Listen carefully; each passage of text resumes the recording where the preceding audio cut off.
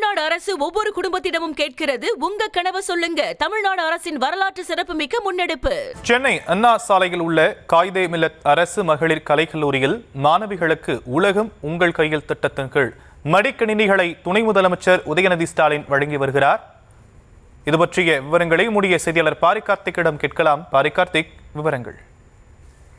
வணக்கம். தமிழ்நாடு மாணவர்கள் கலை, இலக்கியம், அதே போல மருத்துவம், பொறியியல் உள்ளிட்ட பட்டய படிப்பு படிக்கும் இறுதியாண்டு மாணவர்களுக்கு தமிழ்நாடு அரசு சார்பில் மடிக்கணினி வழங்கப்பட்டு வருகிறது. முதற்கட்டமாக முதலமைச்சர்கள் 10 லட்சம் பேருக்கு இந்த திட்டத்தை துவங்கி வைக்கும் நிலையில் மொத்தமாக தமிழ்நாடு அரசு சார்பில் 20 லட்சம் மாணவ மாணவியருக்கு மடிக்கணினி வழங்கும் திட்டம் தொடர்ச்சியாக தமிழகம் முழுக்க நடைபெற்று வருகிறது. அதன் அடிப்படையில் தான் துணை முதலமைச்சர் உதயநிதி ஸ்டாலின் அவர்கள் காயிதே மில்லத் கல்லூரியில் நடந்த நிகழ்வில் மாணவிகளுக்கு மடிக்கணினி வழங்கி வருகிறார்.